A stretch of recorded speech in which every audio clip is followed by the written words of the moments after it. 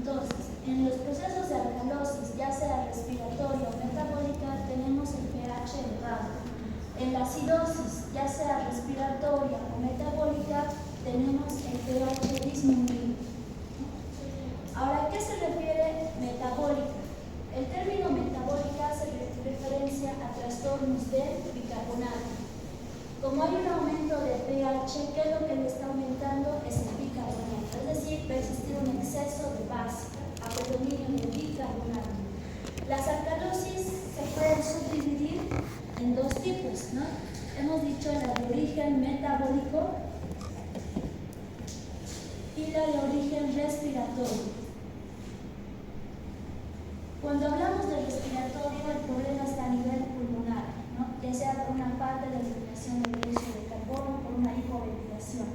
Y si es de origen metabólico, el problema está a nivel del bicarbonato. Es decir, ¿qué va a pasar en la alcalosis metabólica? Va a haber exceso de bicarbonato, ya sea por un incremento en su reabsorción o por una ingesta de bicarbonato, una ingesta mayor, pero eso es poco frecuente.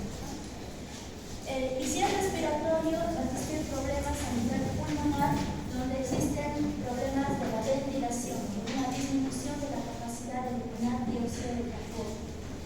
Ahorita estamos en este trastorno de la alcalosis de tipo metabólico, ¿no? Ahí está la definición, se da por un incremento plasmático de ¿qué? De bicarbonato. Ese es el trastorno básico, ¿no? Incremento del bicarbonato que origina un incremento del pH. Obviamente, al incrementar el pH, ¿qué existe? Una disminución del ion hidrógeno. Existen múltiples etiologías, puede ser por pérdida de ácidos fijos o ganancia de bicarbonato. Y aquí tenemos los tres grupos etiológicos. En el primer grupo tenemos ganancia excesiva de bicarbonato, como sucede en estas condiciones, ¿no? Puede ser por administración excesiva de bicarbonato de sodio, puede ser secundario a una administración de soluciones parenterales que contengan acetato. ¿Por qué el acetato? Porque el acetato, una vez que ingresa al organismo, en el hígado se va a metabolizar a bicarbonato, ¿no? Puede ser secundario a administración de soluciones parenterales como el lactato o transfusiones que contengan citrato. Si bien el lactato es un ácido débil, pero al ser metabolizado en el hígado, se va a transformar a un bicarbonato, ¿no? Es por eso que en estas condiciones predomina el metabolismo hepático que lo transforma en bicarbonato. Y este exceso de bicarbonato va a llevar a una alcalosis por incremento del pH. El otro grupo etiológico es pérdida excesiva de iones hidrógeno a través de los vómitos. ¿Qué eliminamos en un vómito? ¿Qué se elimina cuando vomitamos? Electrolitos como el potasio. ¿Qué más eliminamos? Sodio. ¿Qué más? ¿Cómo está compuesto el jugo gástrico? ¿Qué tiene el jugo gástrico? Ácido clorhídrico, ¿no? Es por eso, si el paciente está vomitando de forma frecuente y persistente, vamos a eliminar el ácido clorhídrico y también los electrolitos que ustedes mencionan.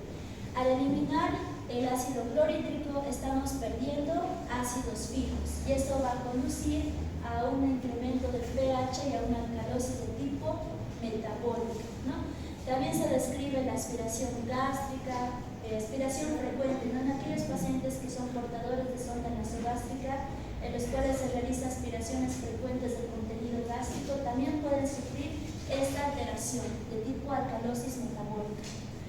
En los síndromes de purga compulsiva, insuficiencia de potasio, recuerden que todo desequilibrio ácido-base está acompañado de un trastorno electrolítico. En este caso, la alcalosis metabólica está acompañada de hipocalemia y también de hipocloремia. Y en el último grupo tenemos la retención incrementada de bicarbonato, ¿no? Que puede ser por pérdida de cloruro con retención de bicarbonato. Enseguida vamos a ver cuál es ese mecanismo. Para que entiendan mejor, les traje este gráfico. Miren, ¿Cómo podemos observar las alteraciones ácido-base? A través de esta ecuación. ¿Qué quiere decir? El incremento del pH es directamente proporcional al incremento del bicarbonato e inversamente proporcional al incremento del dióxido de carbono. ¿Qué quiere decir? Si incremento el pH, ¿cómo va a estar el ion bicarbonato? También incrementado, porque es directamente proporcional. ¿Y cómo va a estar el dióxido de carbono? Va a estar disminuido, ¿no? Y es viceversa, ¿no? Si encontramos alteraciones de diferente tipo, en el caso de la acidosis de tipo metabólica, encontramos un pH disminuido con un bicarbonato aumentado o disminuido. Disminuido, ¿no? Y en este cuadro podemos observar cuál es el mecanismo compensatorio, ¿no? Hemos dicho que existen varios mecanismos compensatorios, algunos son más rápidos que otros. El que tarda aproximadamente días es el mecanismo compensatorio a nivel renal, y el que funciona de forma rápida son los buffers, ¿no? Que son las proteínas, y el otro mecanismo que también funciona en horas es el mecanismo respiratorio. Hablando exclusivamente de la alcalosis de tipo metabólica, ¿qué mecanismos compensatorios observamos? ¿No? Vamos a la parte de alcalosis metabólica. ¿Cuál es el cambio primario? El incremento del bicarbonato. Observamos que el cambio primario es el incremento del bicarbonato, y la compensación, incremento de... ¿qué observamos en la compensación secundaria? ¿A qué se refiere con incremento de dióxido de carbono? ¿Qué pasa cuando incrementa el pH? ¿Cómo compensa el organismo? ¿Qué es lo que hace el organismo para compensar esa ganancia de bicarbonato? ¿Cuál sería su mecanismo compensatorio? Si tenemos exceso de base en la sangre, ¿cómo compensaría el organismo? La frecuencia respiratoria, es decir, ¿cómo va a estar la frecuencia respiratoria, la ventilación pulmonar? ¿Va a estar aumentada o disminuida? ¿Aumentada? No, va a estar disminuida. ¿Por qué?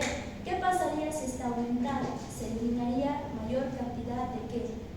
De dióxido de carbono, y eso incrementaría el estado de alcalosis, ¿no? Más bien lo que quiere el organismo es retener ese dióxido de carbono para compensar esa ganancia de ácido base. Entonces, va a existir un mecanismo compensatorio de hipoventilación. La frecuencia respiratoria va a estar disminuida. ¿Con qué fin? De retener ese dióxido de carbono, ¿no? Porque ustedes saben que el dióxido de carbono, ¿en qué se convierte? En ácido carbónico, es decir, para tratar de neutralizar ese exceso de bases, reteniendo dióxido de carbono que se va a transformar en ácido. Entonces, el mecanismo compensatorio de la alcalosis metabólica es la hipoventilación, que va a conllevar a un aumento del dióxido de carbono en sangre, ¿no? Ese es el mecanismo compensatorio fundamental. Su compañera, lo que tú mencionas es el mecanismo compensatorio de la acidosis de tipo metabólico. Recuerden que la acidosis, ¿sí?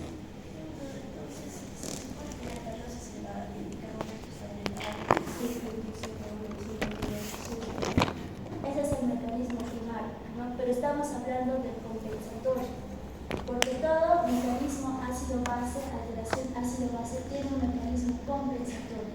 Ahora, si fuera acidosis metabólica, ¿cuál fuera su mecanismo compensatorio? En ahí vendría a ser la hiperventilación, que tiene un nombre específico. ¿Cómo se denomina el signo de la hiperventilación de la acidosis metabólica? Hemos llevado la otra clase. ¿Cuál es la respiración característica? Es la respiración de Kussmaul, ¿no? Y hemos dicho que es una respiración que se caracteriza por aumento de la frecuencia respiratoria, tanto en profundidad y acortamiento de las respiraciones, ¿no? ¿Con qué fin? Con el fin de eliminar todo el dióxido de carbono que se pueda para reducir el estado de acidez. En cambio, aquí es lo contrario. El mecanismo primario es el exceso de bases, el exceso de bicarbonato. ¿Y cómo lo compensa el organismo? Hipoventilando. ¿Con qué fin? Con el fin de retener el dióxido de carbono y neutralizar ese exceso de base, ¿no? Porque el dióxido de carbono se va a transformar en ácido en el organismo. ¿Hasta aquí está comprendido? estamos en alcalosis de tipo metabólica. La anterior clase llevamos acidosis metabólica. Al final vamos a hacer un ejercicio práctico, ¿no? Y algo más que deben entender para este tipo de alteración es que toda alteración ácido-base conlleva un trastorno electrolítico. Y también va acompañado, por ejemplo, aquí observamos el lumen. Este es el lumen a nivel renal de la luz tubular. Esta es la célula tubular y este es el vaso sanguíneo. ¿Qué pasa? Cuando se reabsorbe sodio, también está acompañado de la reabsorción de bicarbonato. Siempre va juntos. Se reabsorbe sodio a la célula tubular y también se reabsorbe bicarbonato. Principalmente se van a reabsorber a nivel del túbulo contorneado proximal, ¿no? Ahora, ¿qué pasa si salen estos electrolitos? Si sale potasio, si sale hidrógeno, si sale cloro, si sale amoníaco, también ingresa sodio e ingresa bicarbonato, ¿no? Estos son los mecanismos de entrada y salida. Si entra sodio a la célula, siempre está acompañado del bicarbonato. Si sale potasio a la luz tubular, si sale hidrógeno, si sale cloro o amoníaco, también ingresa viceversa el bicarbonato, ¿no? Entonces, ¿quién le acompaña al bicarbonato? Siempre va acompañado del sodio. Si se reabsorbe sodio, se reabsorbe bicarbonato. Si sale potasio, se reabsorbe bicarbonato, ¿no? Es por eso que en este trastorno en específico, de la alcalosis metabólica, existe un estado de hipocalemia, de hipocloremia.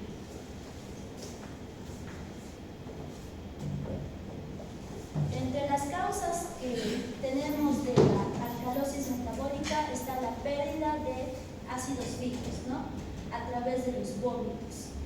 En los vómitos podemos encontrar pérdidas del ácido clorhídrico y también pérdidas de potasio, pero es menos frecuente que se pierda potasio, es más frecuente que se pierda el ácido clorhídrico. Y en este gráfico podemos observar cuáles son los mecanismos de la alteración en la alcalosis metabólica por pérdida de ácidos fijos en los vómitos, ¿no? ¿Qué sucede cuando vomitamos? Hay disminución de ¿qué? De cloro, porque hay pérdida de ácido clorhídrico. ¿Esto qué estimula? Cuando hay deficiencia de cloro, estimula que se reabsorba bicarbonato, ¿no? Entonces se va a reabsorber bicarbonato. Y la reabsorción excesiva del bicarbonato va a ser un factor ¿para qué? Para que gane bases y se eleve el pH y origine una alcalosis metabólica.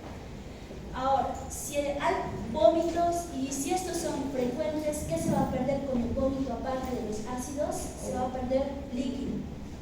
Y si se pierde líquido, ¿qué pasa? Llega menos volumen a nivel ¿de qué? A nivel renal. No se olviden que a nivel renal tenemos sensores específicos, ¿no? Que detectan esa disminución de volumen que llega a nivel renal. Por ende, si llega menos volumen al riñón, la tasa de filtrado glomerular va a estar disminuida. Y esta tasa de filtrado glomerular disminuida va a estimular ¿a qué? A que el bicarbonato no se filtre con mayor frecuencia, más bien que retenga el bicarbonato, ¿no? Y también, ante un volumen disminuido que llegue a nivel renal, va a estimular la síntesis del sistema renina, angiotensina, aldosterona, es decir, va a existir mayor producción de aldosterona. ¿Y cuál es la función de la aldosterona? Reabsorber sodio y agua. Y hemos dicho que junto con el sodio, ¿a quién lo arrastra? Al bicarbonato. Entonces va a existir una mayor reabsorción del bicarbonato, ¿no? Y la disminución del potasio a nivel por la eliminación del contenido gástrico, también vamos a tener pérdida de potasio. Y esta pérdida de potasio también va a estimular a la reabsorción del bicarbonato. Es por eso que la alteración más frecuente de tipo ácido-base en los pacientes que tienen vómitos constantes es la alcalosis de tipo metabólica. Y la diarrea, a comparación de la diarrea, ¿cuál es la alteración ácido-base de la diarrea? Es la acidosis de tipo metabólica. En cambio, el vómito es exclusivamente de la alcalosis metabólica. ¿Cuáles son las manifestaciones clínicas, no? Entonces, tenemos que esta característica de la alcalosis metabólica es la elevación del pH. La elevación del pH con elevación del bicarbonato, ¿no? Y también, ¿cómo va a estar el anión GAP? Perdón, el exceso de bases, que hemos dicho que es un parámetro que también mide la gasometría arterial. El exceso de bases va a estar incrementado, ¿no? Obviamente porque va a existir mayor cantidad de bases o bicarbonato. También se puede observar casi este trastorno de forma crónica, puede no ser tan, no puede tener muchas manifestaciones. ¿Por qué? Porque el riñón va a ir compensando esta alteración, pero si se presenta de forma aguda y tórpida, sí van a existir manifestaciones clínicas, ¿no? Las manifestaciones clínicas pueden existir a nivel neurológico, pero es poco frecuente, ¿no? También secundario al mecanismo compensatorio puede existir una hipoventilación que conlleva un estado de hipoxemia, ¿no? que llegue menos cantidad de oxígeno a los tejidos, un estado de hipoxia tisular, que al final puede conducir a otro trastorno que es una cirrosis respiratoria, la hipoxemia. Aquí está, en este cuadro podemos observar las manifestaciones en general de la alcalosis metabólica, ¿no? Tenemos que la alcalosis metabólica es un trastorno ácido-base con incremento del pH, incremento del bicarbonato. Entonces, ¿qué es lo que vamos a observar? Incremento del bicarbonato en la gasometría arterial, y también vamos a evidenciar como mecanismo compensatorio, compensación, incremento de dióxido de carbono a nivel plasmático, ¿no? A nivel neuronal podemos observar confusión, reflejos hiperactivos, tetania, convulsiones. A nivel cardiovascular, hipotensión, arritmias. A nivel respiratorio podemos observar acidosis respiratoria debido a una frecuencia respiratoria disminuida, a un estado de hipoventilación. A nivel, también podemos observar signos de compensación, frecuencia respiratoria reducida y el aumento del pH urinario, ¿no? Porque se va a eliminar iones hidrógeno a través de la orina y se va a reabsorber bicarbonato. ¿Cuál es el tratamiento principal de la alcalosis metabólica? Siempre el tratamiento de cualquier patología de desequilibrio ácido-base es corregir la causa de base que está desencadenando, ¿no? Si son vómitos originados por una gastroenteritis, entonces se debe tratar esa gastroenteritis, ¿no? Si sería una diabetes descompensada por falta de insulina, entonces se debe iniciar el tratamiento con insulina. Todo depende de la causa de base, ¿no? También se puede, como está acompañada de un desequilibrio de tipo hipocalemia, se debe también corregir ese desequilibrio de la hipocalemia, ¿no? En el caso de pérdida de volumen, se debe restituir esa pérdida, ¿no? Iniciando soluciones parenterales, porque han visto que si no se corrige esto, va a seguir en un círculo vicioso de exceso de base, de reabsorción de bicarbonato, de formación de nuevo bicarbonato. Ahora vámonos a otro trastorno, que es la acidosis respiratoria. Entonces, en la acidosis respiratoria vamos a tener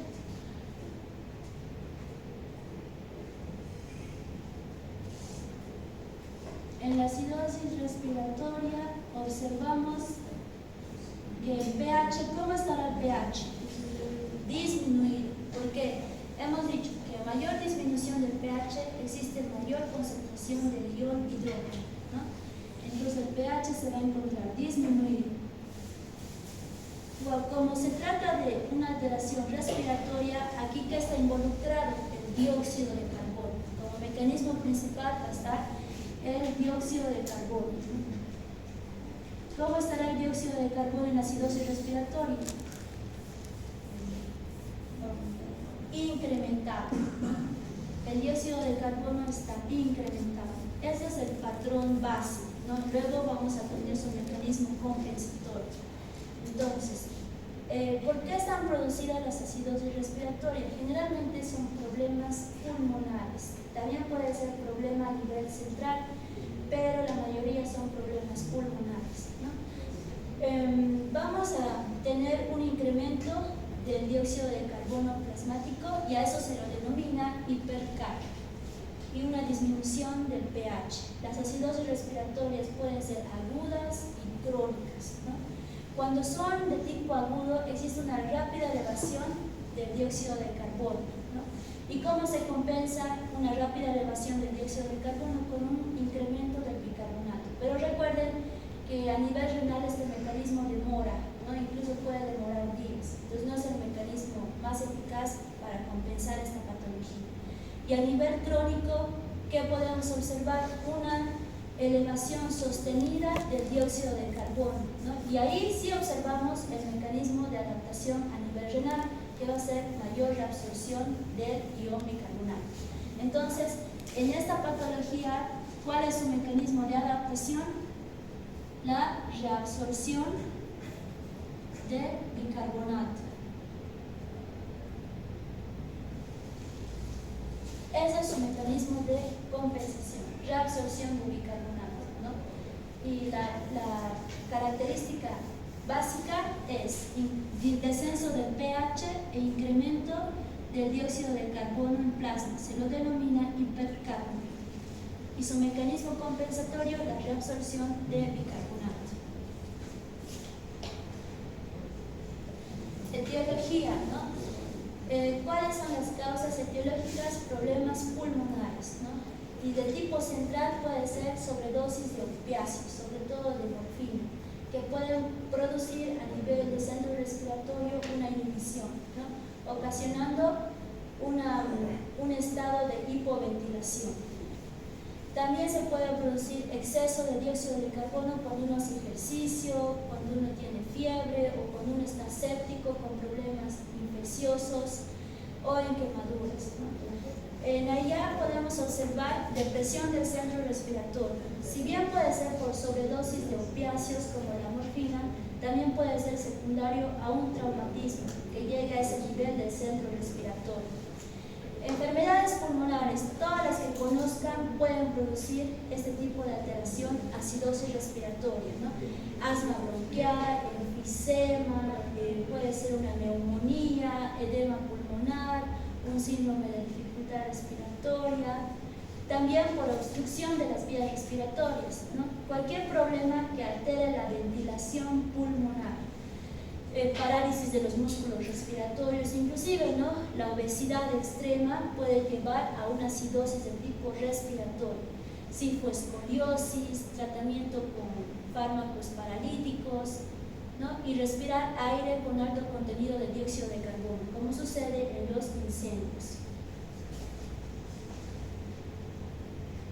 ¿Qué manifestaciones vamos a observar? Manifestaciones relacionadas con un estado de hipoxemia. Como no hay una buena ventilación, no hay suficiente oxígeno que ingrese al organismo y esto no llega a los tejidos y se produce un estado de hipoxemia tisular. Además que el dióxido de carbono tiene una facilidad de difusión a través de las células, puede ingresar fácilmente a la célula, no necesita de mecanismos de bomba o mecanismos de cotransporte, no ingresa directamente a través de la difusión y al ingresar directamente puede llegar hasta el cerebro y a los líquidos cerebrales y producir vasodilatación de los vasos cerebrales y conducir a problemas neurológicos como ser cefalea, visión borrosa y si es grave y prolongada puede producir incremento de la presión intracraneal y papiloedema. ¿Alguien sabe qué es papiloedema? ¿Han escuchado ese término? Es el edema del nervio óptico, ¿no? Que es un signo de hipertensión endocranial. También podemos observar estupor, parálisis, temblores, alucinaciones, cambios de conducta, la piel se puede tornar caliente, ruborizada y otro signo de compensación tendría que ser la orina ácida, ¿no? Porque el riñón va a tratar de compensar ese exceso de ácido en la sangre tratando de eliminar la mayor cantidad de iones hidrógenos a través de la orina. Y el tratamiento de esta patología de la acidosis respiratoria es tratar la causa de base. Si es una neumonía, tratar con antibióticos. Existen situaciones específicas donde existen alteraciones a nivel del centro respiratorio y en ese caso se debe utilizar un soporte ventilatorio, ¿no? Máquinas de ventilación pulmonar que puedan ayudar a restablecer este problema de acidosis respiratoria mientras se corrigen los trastornos de base. Se puede utilizar la ventilación mecánica asistida. Ahora vamos a hacer un ejercicio. Ustedes me van a decir qué tipo de alteración es, ¿no? Ahí están los valores normales del pH, del dióxido de carbono, del bicarbonato y del oxígeno, ¿no?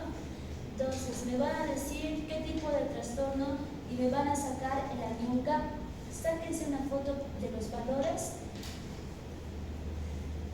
y me van a decir qué trastorno ácido-base tienen y van a sacar el anión GAP. ¿Saben sacar el anión GAP? ¿Cómo se saca el anión GAP?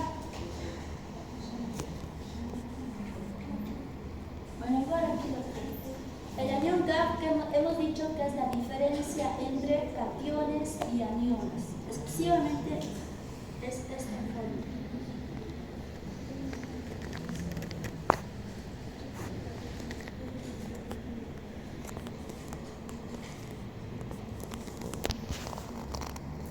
También denominado brecha aniónica, ¿no? Entonces esa es la fórmula del anión GAP.